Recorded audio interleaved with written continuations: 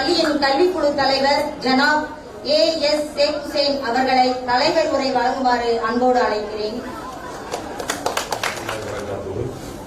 அனைவர் மீதும் சாந்தியும் சமாதானமும் உண்டாகுமாக.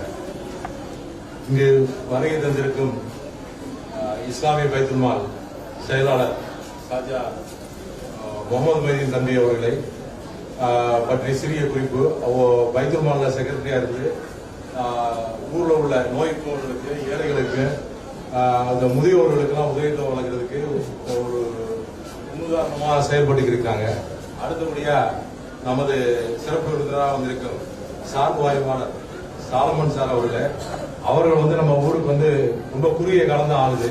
ஆனா நம்ம ஊர் மேல உள்ள அக்கறைனால இப்ப குறுகிய காலத்துக்குள்ளேயே நிறைய முயற்சிகள் செய்து இப்ப நம்ம ஊர் பூரா ஒரு 32 கேமரா சார் 40 கேமரா வைக்கிறதுக்கு முயற்சி பண்ணிக்கிருக்காங்க. அதுபோக அவருடைய முயற்சியில அவரும் முன்னிருந்து அந்த வாகன ஓட்டிகளுக்கு அந்த ஸ்ட்ரீட் அனலைசர் வாங்குறதுக்கு அது அந்த குடிச்சிட்டு வண்டி ஓட்டுறவங்களை கண்டறிஞ்சு அவங்களுக்கு பயன்படுறதுக்கு இது பண்றதுக்கு முன்னோடியா ரெண்டு செயல்பட்டு அதை வாங்கி நம்ம ஊர்ல 2 மிஷின் வச்சிருக்காங்க. இப்ப அவர்களையும் வருக என்று வரவேற்கிறேன். அடுத்தபடியாக முன்னாள் தாளாளர் காக்கா மறந்த பிஆர் சதுக்க அப்துல் காதர் காக்கா வந்து சொன்னா ஒரு ஆளுமை மிக்கவர் கீழக்கரையில அவங்க கேள்விப்பட்டவங்களுக்கு தெரியும். அவங்கள அவர்களையும் வருக என்று வரவேற்கிறேன். அடுத்தது பிலால் அவர்களையும் ஏவோ சையத் பேக் அவர்களையும் பள்ளி ஆசிரியர்கள் மாணவர்கள் பெற்றோர்கள் அனைவரையும் வருக என்று வரவேற்கிறேன். இப்ப நம்ம வாழ்க்கையில எதுவுமே நிலையானது கிடையாது, எதுவுமே நிலையா இருக்கிறது இல்லை. செல்வம் வந்து பணம் காசு செல்வம் இது மட்டும் நிறைய இருக்கிறது இல்ல. இன்னைக்கு இருக்கிறது நாளைக்கு இருக்கிறது இல்ல. இன்னைக்கு இருக்கிற புகழ் வந்து நாளைக்கு இருக்க போறது இல்ல. இது எப்பவும் நம்மளோட இந்த தலைமுறைக்கு இருக்கு, அடுத்த தலைமுறைக்கு இருக்குல்ல. அதே மாதிரி ஆரோக்கியம், உடல் ஆரோக்கியத்தை எடுத்துக்கிட்டோமா, உடல் ஆரோக்கியம் வந்து நம்ம 20 வயசுல நடக்கிற காலு 50 வயசுல அது ஆரோக்கியமா இருக்க நம்ம சொல்லு கேட்காது. அதே மாதிரி 20 வயசுல உள்ள ஆரோக்கியம் வந்து 70 வயசுல இருக்காது. அதே மாதிரி உறவுகள் எடுத்துக்கிட்டால நம்மளுடைய உற்றார் உறவினர்கள்லாம் நம்மளால நிலையான இருக்க மாட்டாங்க. நம்ம யாரு மேல மிகுந்த அன்பா இருக்கோமோ அவங்க தான் நம்மளை வந்து சீக்கிரம் பிரிஞ்சு போவாங்க. ஆனா நம்மள்ட்ட எப்பவுமே நிலையா இருக்கக்கூடியது கல்வி தான். அந்த கல்வியை கற்கிறதுக்கு இந்த சதுக்கத்தூர் சரியா நிலையான தர்மம் இலவசமா அங்க கத்து தராங்க. அதை கத்துத்தர ஆசிரியர்களுக்கு நீங்க முதல்ல நன்றி கடனா இருக்கிறது. ஆசிரியர் மேல எப்பவும் மதிப்பு மரியாதை இருக்கிறது. சமீபத்தில் நான் ஒரு விஜய் டிவில ஒரு டிவி ப்ரோக்ராம் பார்த்தேன். அது விஜய் டிவில இந்த கோபிநாத் நடத்துற நீயா நானா, நீங்க எல்லாம் பார்த்திருப்பேன்னு நினைக்கிறேன். அதுல வந்து 2016லயே 15லயே நடந்த ஒரு கிளிப்பிங் போடுறாங்க. முதல்ல அதுல நிறைய மாணவர்கள் உட்கார்ந்து இருக்காங்க. இந்த மாணவர்கள் உட்கார்ந்து அதுல ஒரு பொண்ணு மூஞ்சில என்ன வடிஞ்ச பொண்ணு ஒண்ணு உட்கார்ந்து இருக்குது. நீ என்னமா நினைக்கிறா அப்படின்னு கேட்கிறாரு, கோபிநாத் கேட்கிறாரு.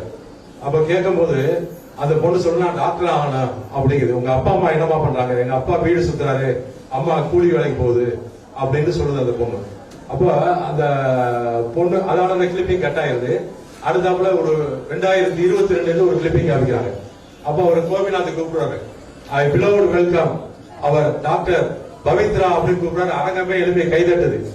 அப்ப அந்த பொண்ணுகிட்ட பார்த்து கேட்கிறாரு, அதே பொண்ணுதான் வருது 2022ல. அந்த பொண்ணுகிட்ட பார்த்து கேட்கிறாரு, எப்படிமா இதெல்லாம் சாத்தியம்? கல்வி, குடும்பத்துடைய தலையெழுத்தை மாத்துறது கல்விதான். என் குடும்பத்தை தலையெழுத்தை மாத்தணும்னு நான் நினைச்சேன் அப்படின்னு சொல்லி அவங்க கல்வி கத்து நான் என் குடும்பத்துக்கு தலையெழுத்தை மாத்திருக்கிறேன் அப்படிங்கிறாங்க. அதே மாதிரி நீங்க எல்லாரும் குடும்ப தலையெழுத்துக்களை உங்க வறுமையில இருந்து வெளியேற கல்வியை கற்கணும். கல்விதான் உங்களோட கடைசி வரை வரப்போகுது. இப்ப வரக்கூடியது பரீட்சை எக்ஸாமுடைய மாசம் வருது. இப்போ உங்க வீட்டுல அண்ணன் தம்பி அக்கா தங்கச்சி எல்லாம் வந்து +2 எக்ஸாம் எழுதலாம், 10th எழுதலாம். அவங்கள்ட்டே சொல்லுங்க, சொல்லி வாழ்க்கையை மாற்றக்கூடியது கல்விதான் அப்படிங்கறத சொல்லி வரக்கூடிய எக்ஸாமுக்கு என்னுடைய வாழ்த்துக்களை +2 10th எழுத போற மாணவர்களுக்கு என்னுடைய வாழ்த்துக்களை கூறி விடைபெறுகிறேன். நன்றி. அடுத்ததாக ஜனாப் டாக்டர் PRL சதக் அப்துல் காதர் அவர்கள் சிறப்புரையாற்ற உங்கள் முன் வருவார்கள்.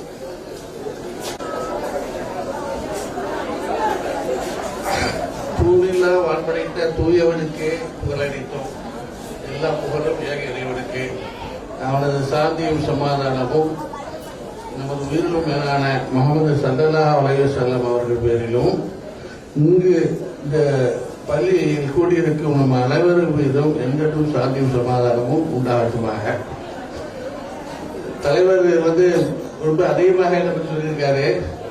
நான் ஒரு அசலா இன்னைக்கு நான் வந்ததே எதை இந்த ப்ரோக்ராம் எனக்கு தெரியாது. இன்னைக்கு காலைல வந்தவங்க ப்ரோக்ராம் சொன்னாங்க, வாங்க கலந்துக்கிறேன்ட்டாங்க. மற்றபடி பேசணுங்கிற ஒன்று சொல்லலை. இருந்தாலும் பள்ளி மாணவர்களுடைய கல்வியை பற்றி எல்லாரும் தான் பேசுனாங்க. இந்த கல்வியை 2 வகையில், அதாவது இந்த மாணவர்கள் கையில மட்டும் இல்லை. உதாரணமாக இந்த 1ஆவதுலேருந்து 8ஆவது வரைக்கும் இந்த ஸ்கூல் இருக்குல்ல, இதனுடைய வளர்ச்சி, கல்வி வளர்ச்சி பெற்றோர்கள் கையிலும் ஆசிரியர் கையிலும் தான் இருக்குது. நிச்சயமாக சொன்ன மாதிரி, சார் சொன்ன மாதிரி பெற்றோர்கள் ஸ்கூலுக்கு அனுப்பிட்டோம்னு சொல்லி பிள்ளைங்க அனுப்பிடுறாங்க. அப்புறம் என்ன பண்றாங்க, எது பண்றாங்க? நாங்கெல்லாம் படிக்கிற காலத்துல காலையில 6 மணிக்கு எழுப்புவாங்க. மதரசாக்கு போவோம். மதரசா போயிட்டு குடிச்சிட்டு அதுக்கப்புறம் உடனே ஸ்கூலுக்கு போவோம். லஞ்ச் முடிஞ்சிட்டு ஸ்கூலுக்கு போவோம். சாயங்காலம் விளையாடுவோம். சாயங்காலம் இது எல்லாமே எங்க தாய்மார்களும் பாட்டிமார்களும் ஃபாலோ பண்ணி கம்பல் பண்ணி அனுப்புவாங்க. நைட்ல வந்தோம்னா ஸ்டடீஸ் தான்.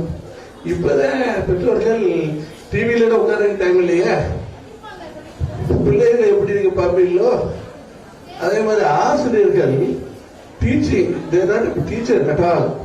They have to inspire to study the students. அதாவது தமிழ்ல சொல்லுவாங்க, உங்களுடைய அறிவை அவங்களுக்கு மாற்றுறது கல்வி அல்ல, மாணவர்களுடைய கல்வி எவ்வளவு இருக்குது, எப்படி இருக்குதுன்னு சொல்லி தெரிஞ்சு அவங்களுடைய கண்டிஷனை பார்த்துக்கிட்டு ஏத்துறதா ஸ்டடீஸ்.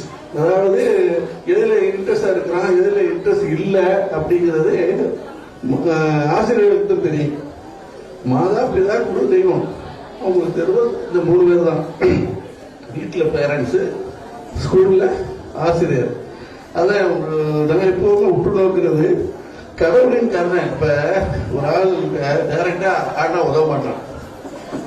ஒரு ஆளை வச்சு ஒரு ஆள் தான் உதவ சேரிட்டி கொடுக்குறோம். நம்ம மூலியமா பண்ணா அவன் நம்ம மூலியமா ஆண்டவனுக்கு ஒரு ரிஸ்க் வச்சிருக்கான். அதே மாதிரி ஆசிரியர்களுடைய நாவிலும் மருத்துவர்களுடைய கையிலும் தான் கடவுளின் கருணை இருக்குது. அவங்க எப்படி வர்றாங்க பார்த்தா, ஹெல்த்தை பொறுத்த வரைக்கும் பேரண்ட்ஸ், மருத்துவர்களான பேரண்ட்ஸ் சொல்றேன்,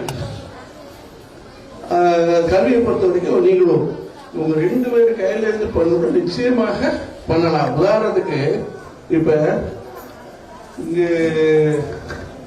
தம்பி ஸ்டூடெண்ட்ஸ் இந்த மின்சாரத்தை கண்டுபிடிச்சது யாரு? யாரோ சொல்லுங்க. உங்களோட கேட்கல